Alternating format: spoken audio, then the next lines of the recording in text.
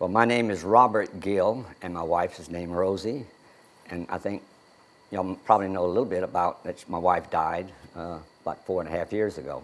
And this priest, Father Fidelis Albright, gave these classes, and he only gave them for 3 years because he passed away not long after he started it.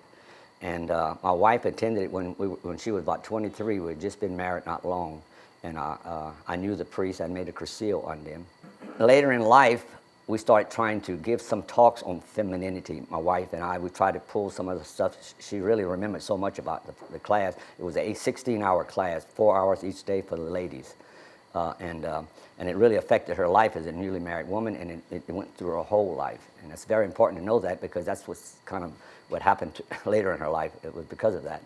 Anyway, and so we might give maybe an hour program, and I would talk and she would talk. She'd read notes, I'd read notes, you know, stuff like that. So I'm used to, when we did it a little bit back then, we would do it together. And so we're still going to do it together, because I made it a 2-hour program, because Father Fidelis was 16, and to cover any of it, it's just very difficult to do it justice.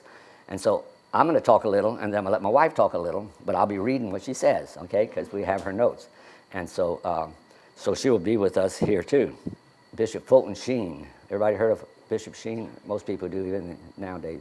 Okay, he died in the late 70s, but he said that we're at the end of Christendom. And here I was, you know, in my late 20s, early 30s, you know, saying, well, end of Christendom, that sounds pretty terrible. He said, Christianity is still here, but we're at the end of Christendom. Meaning the culture of Christianity is dead, or dying out. Well, it is dead now, it's buried. Christianity, the culture of Catholicism or Christian is no more. I mean, you can't hardly see it, you cannot find it hardly. Maybe little homeschool groups, you might see some Christian culture, some Catholic culture, but as far as the world is gone. And that's terrible, and it's not only terrible, but it's very dangerous, and we have to do something about it. And so that's why I think that's why God called my wife to be who she is now. Took her into heaven early, and we found all these writings that she had that can be helpful. After my wife died, I went to confession. I do that every now and then, and I went to confession, and it was the same priest that heard my wife's confessions over the years. And after the confession, he said, "You know," he said, "Rosie is a saint." I said, "Yes, Father, she's a really good person." I said, "Really missing her." And then Maria, my daughter that wrote the book, she got a call from Father Angela Shaughnessy. He was been on EWN for like 10 years, and he was over the mother's brothers and priests that she was starting that order.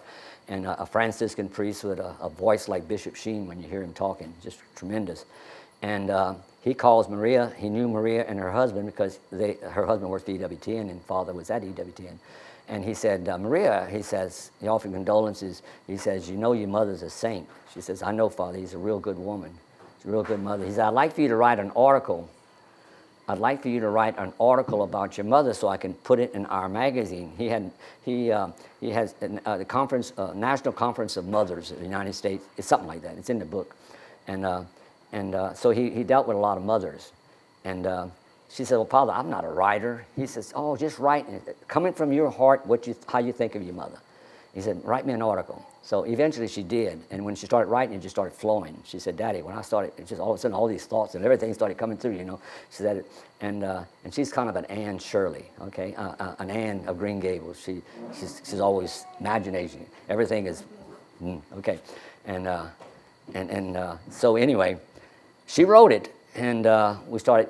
She put it out there. Another magazine took it and put it in their magazine, and then Christian Family Outreach, they put it into a little pamphlet, and they put also another pamphlet about my wife, stuff she wrote, and I heard they have 18,000 pamphlets that's already been distributed in the United States on her life, and priest was using them for Mother's Day and all this. So I said, this is really good stuff. We're helping, even now that she's dead, we're still doing some good.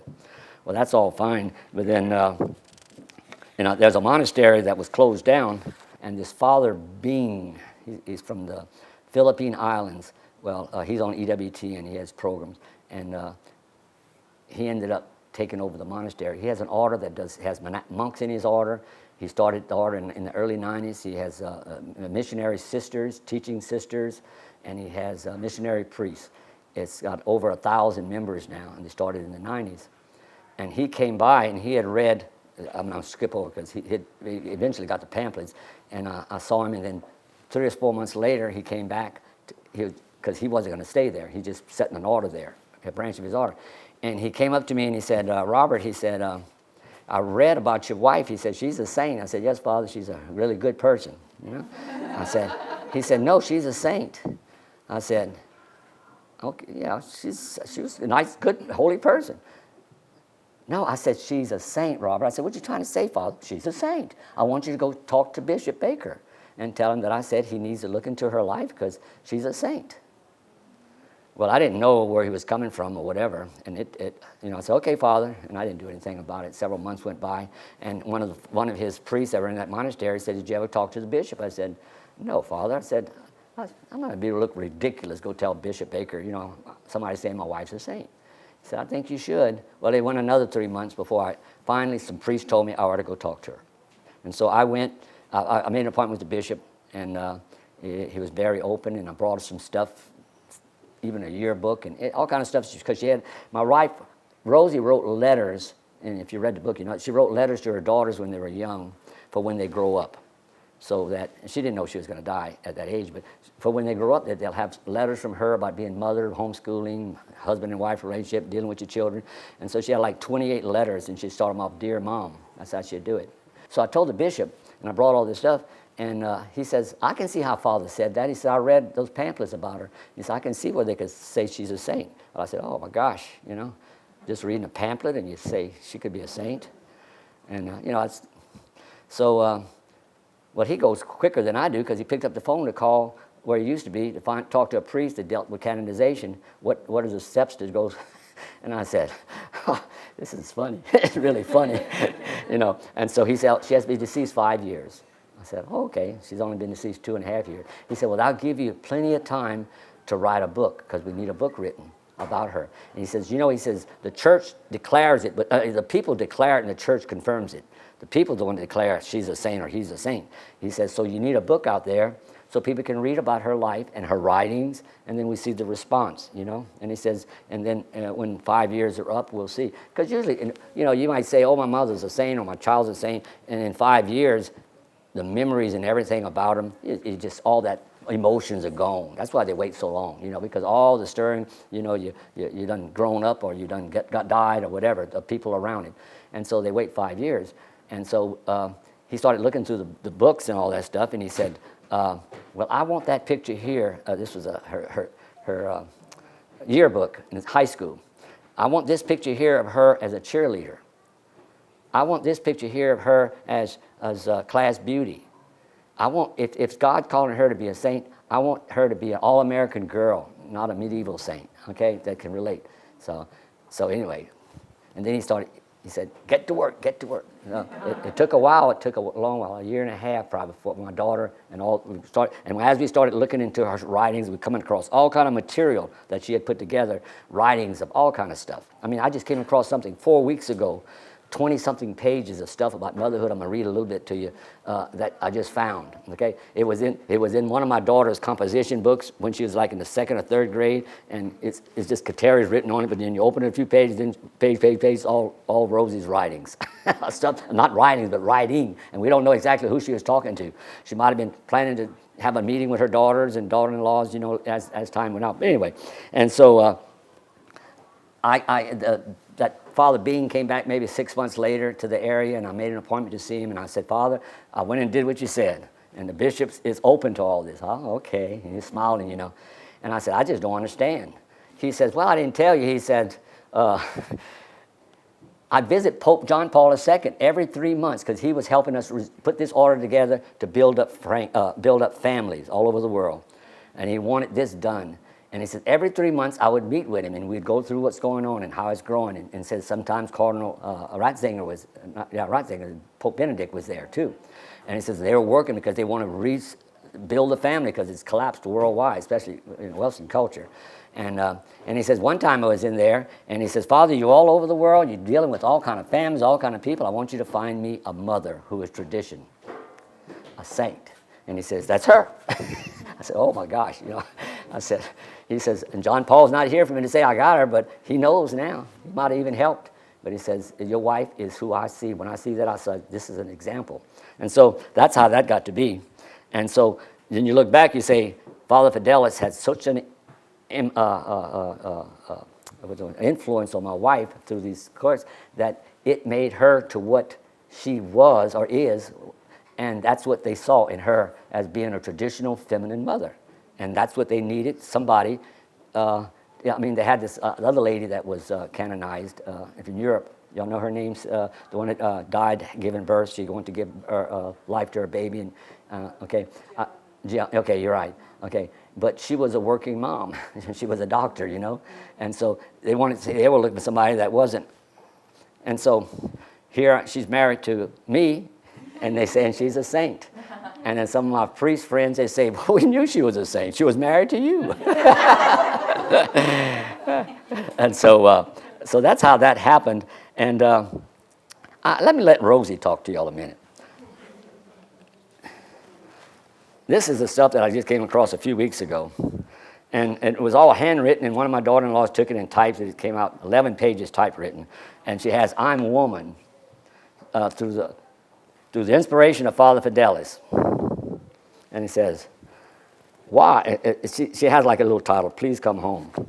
But if you'd have seen the paper, it was handwritten, and then she would scratch out, and then she'd put something over here in the corner, and she'd write, and scratch out, put something on top of it, you know. And so it was really a mess. She wasn't trying to anybody to read it but her. And so she said, I started reading, I said, oh, this is really nice. I'm going to share this. And so she says, why? Why can't we see it? It is true, you know, the hand that rocks the cradle rules the world. But why don't we catch on? Is it because we live in America, the land of opportunity? I think she might have been wanting to pass this on to her children. I don't know. But I don't know why. I could tell her, why? Why did you write this? You know, and nobody see it. And I said, the land, or is it because we mothers have lost our roots? That's kind of like being the way God intended nature, you know. You know, roots can go very deep or spread out into the surface. Either way, they make the tree strong and stable so it doesn't fall. Roots anchor, feed, and nourish the tree so that it is stable. Anyone who wishes to ignore the vital role that mothers play in our society today is foolish. I'm not just talking about ignoring all the sweet, pious words that we call our mother on Mother's Day. I'm talking about a very serious matter. The vital role of motherhood. What does vital mean? Is your heart a vital organ? Okay, you got to have it. She says, our modern time has turned our good mothers into anything but true mothers. It's as if it is a sin to stay home and take care of your children until they grow up and leave. It is a sin to even look like the traditional mother. To put on a dress instead of a pair of pants seems to be old-fashioned, not with it, and not very cool. To ride down our superhighways and to see the women who are driving, these big, tough 18-wheelers and others working along the side of the highway, women working on the side of the highway with men doing the same job is really a sad thing. To have to work is one thing, but to see the damage that the feminists have done to our good mothers and women in general is another thing. We all know that wearing a dress and working in true feminine jobs is not the answer to our problems in today's mad world, but true saintly motherhood will be the root system that will rebuild our Christian culture. Think about our root problem here. Only, and I say only if we live in a Christian culture will these ills of our society wane. Think about it. Where does goodness come from? We know that only God is good. And we must imitate him and try to be as good as we can. What else can produce goodness more than a good mother? To be a good mother is not as hard as the millions of so-called experts' books on the market tell us. As Jesus says, the greatest of these is love. So now we are back to the hand that rocks the cradle again, the hand of love. To love is simple, and we all need love from cradle to grave. True love requires sacrifice, and that is certainly what Jesus showed us. If we live for God, and we certainly should, then we must see life through God's eyes. Okay, now that's very important. Not through Obama's eyes, not through Hollywood's eyes, not through Walmart's eyes or whatever. To stay home and to love and care for a child is an opportunity. The world says it is a sacrifice because the world only teaches instant gratification. The world tells mothers they are victims of home abuse to be a stay-at-home mom, when in truth they are heroes, they are our saints. What makes them heroes? Like Mother Angelica has said so many times, we're all called to be saints. Don't miss the opportunity. That is the job of the hand that rocks the cradle, to be co-creators with God of goodness and make saints, and therefore turn our home into domestic churches. In turn, all these saintly mothers and fathers, although he is the breadwinner and not he's not rocking the cradle, are turning our world and could turn our world into a Christian culture. Therefore, to miss the opportunity to make saints of our children is foolish and certainly not prudent. How do we do this? We have to want to imitate God and want to be good. We mothers first need to have a high standard and the nobility to be so good. And even when she's writing like this, she says, she takes words and makes them kind of silly. So that's like I think she might have been doing it for her daughters. She says, nobility, we mothers need to have high standards and nobility to be so good, best, and just the goodest that we can be. We have to work at it. We some days need and have to pick up our chins off the grounds. We smile and begin all over again. But who doesn't? Anyway, that's what I was going to read. But this is my wife.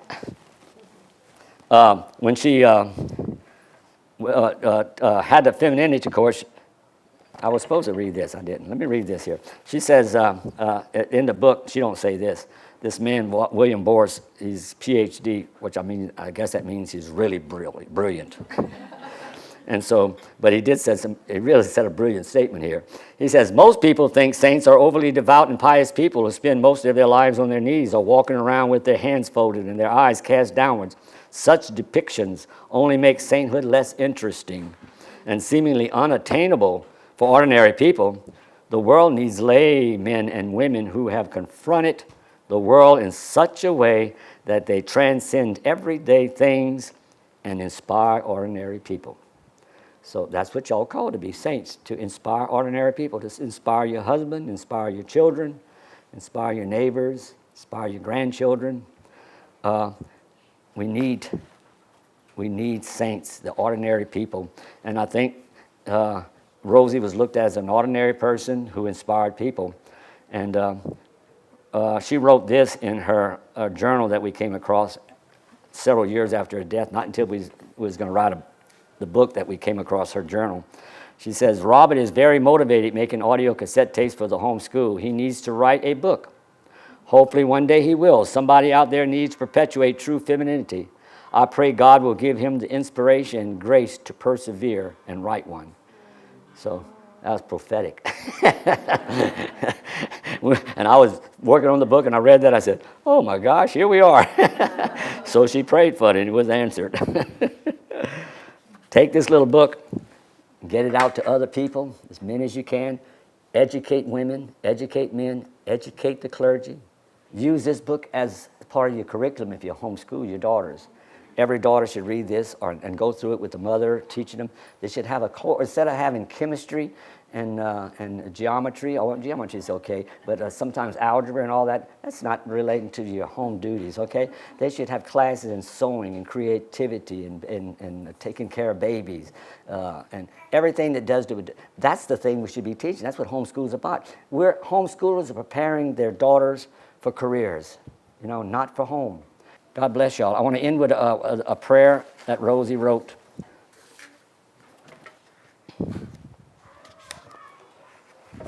She says, oh my Jesus, please help me to want for a simple life.